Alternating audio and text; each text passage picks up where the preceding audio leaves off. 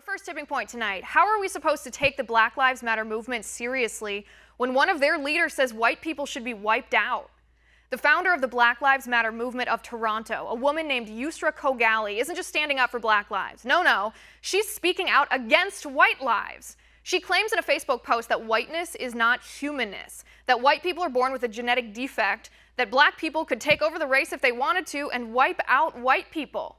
This, of course, from the Save movement that claims the slogan, "All Lives Matter," is offensive and racist thing to say. Last week, Kogali called Canadian Prime Minister Justin Trudeau a white supremacist terrorist. Take a look. What did Justin Trudeau say? He said he wanted to accept everyone who's not allowed into the U.S. border to Canada. Don't cheer. Do not cheer. Because we know what exactly that is. We know what that is. We know what that manipulation is. It is what this country is founded on. Erasure and silencing of the real history of this land. The genocide of indigenous people in which this state is founded on. The enslavement and genocide of black people in which this state is founded on. The indentured slavery of racialized people in which this state is founded on. When Justin Trudeau says that, he is a liar. He is a hypocrite. He is a white supremacist terrorist. That is what he is. Do not be fooled by this liberal. With me now, host of the Andrea Kaye radio show, Andrea Kaye, and Democratic strategist Joel Payne. Andrea, Joel, thanks for being here. Thanks for having me. Thank you. All right, Joel, let me start with you for the question of the day today. And that's what I said in the introduction. How are we supposed to take this movement, this Black Lives Matter movement, seriously when one of their leaders, we just heard her in the video at the beginning of the segment, when one of their leaders says white people should be wiped out? Well, thanks for having me, Liz. Look, this person who, I'll be honest with you, until today I hadn't really heard of, this is one voice among many. This does not invalidate the Black Lives Matter movement. You have this with any movement. You have people on the extremes who say things that are grotesque and that are, not something that will represent the entire movement. I don't think you can hold this against her so much as you can hold anyone in the Tea Party for some of the things that were said in the Tea Party in 2009, and people threatening to do harm to President Obama in 2009, or people who were voicing and venting their frustrations at that point as well. So it's nothing that anybody could defend, but it does not represent the entire movement. Right, and I would agree with you. In my opinion, this woman is a nut job, but by those standards that you set forth there, the comparison to the Tea Party, I think that's a pretty good analogy here. But by those standards, people on the left, if there was one racist voice within the Tea Party, it represented to the left that the entire movement was racist in and of itself. So, where's the Black Lives Matter movement, the rest of the movement, to disavow this woman? Because that's what they expected from the Tea Party a couple years ago. Yeah, look, if you want to have to be completely honest with you, I'm not sure if there is one person that speaks as for the entire monolith of the Black Lives Matter movement.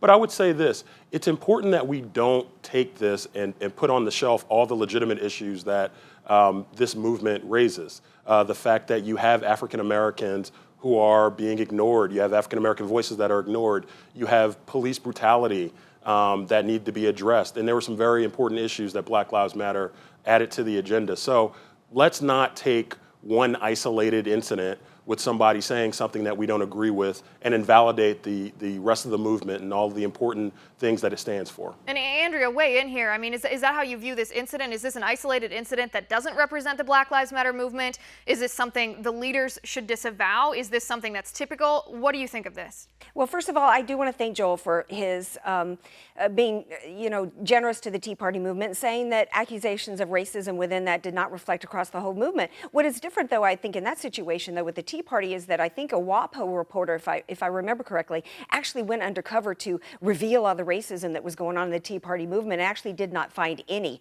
Here we have racism of the worst possible kind. This is a woman who isn't just talking bad, calling people white supremacists. She actually did this whole scientific diatribe about white people being genetically flawed. Some of it is so funny that you're right, Liz. How do we take it seriously when somebody is saying something like, melanin directly communicates with cognition cosmic energy. Okay, this is insane.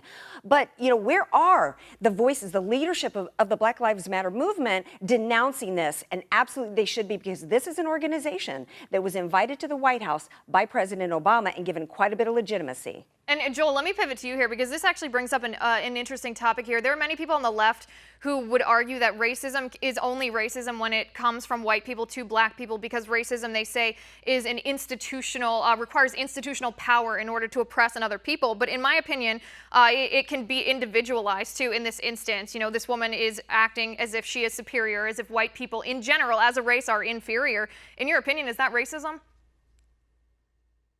Maybe, you know, and admittedly, I never try to be something that I'm not. I'm not a sociologist. I do know that what that woman said, many of the things that she said are not things that I agree with and that I stand by. But I will say this. You mentioned institutionalized racism, and I think that's important. Let's look at the president and look at his team. He has someone who has been accused of being an avowed white supremacist as his senior strategist in the White House. So while, yes, I am offended by what this person has said, I'm also offended by the fact that our president has somebody that close to power, that close to the National Security Council and many important groups of power in the White House. We have someone who is that close to that much power, who has shown themselves to be just as offensive and just as unstable. And Andrea, that's a common criticism. I mean, that President Trump is too close to the alt-right. What do you say to that? Well, I say that I'm having a hard time understanding that there's any kind of equivalency here between a woman who's actually referring to white people as being genetically defective and that should be wiped off. Where has Steve Bannon said anything even remotely as outrageous? I'm offended by that attempt at comparing the two. And in fact, you know, all day long I see images of Donald Trump with a little mini mustache and a swastika on his arm, when the reality is the left maybe needs to look at history here. What she is spouting with genetic supremacy over white people is really what's Hitler-esque. And I really urge the leadership of the left in America and the Democratic Party to denounce this. Right, and Joel, I want to give you the last word here, because I think the accusations against Steve Bannon, I don't know him personally, I can't speak to his character. I've certainly heard these accusations of white supremacy, but it seems to me that they stem from a comment he made when he was the editor of Breitbart, when he said Breitbart is the platform of the alt-right. The alt-right, as we know, was a movement that began as just an alternative form of conservatism. It has morphed into what seems to be white supremacy here, but at the time he made that comment, I'm not sure that it was associated fully with white supremacy. That's really the only evidence that behind those claims, to my knowledge. Yeah, look, I mean, that's a very nice way of saying racist. I mean, alt-right is racist. Hillary Clinton gave what I thought was a very impactful speech during the campaign where she talked about this and she warned about this. I would not sit here and make claims about Donald Trump, but I would say this. It says a lot about you, about the people that you surround yourself with and the people that you allow to have access to the levers of power. And Donald Trump has shown himself to allow people who most Americans really aren't comfortable with their attitudes on race. He's allowed those people to be very close to power. So that's something that's really concerning to me.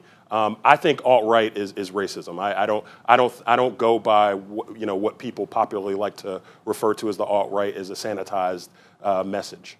Right, and I mean, I don't disagree with you theoretically, you know, that if the American people are uncomfortable with it, there should be some sort of proof involved, but to my knowledge, there hasn't been, and I do like to wait to see the facts before I draw a conclusion. Andrea, Joel, thanks so much for being here. It was great to talk to you guys. Thanks for having me.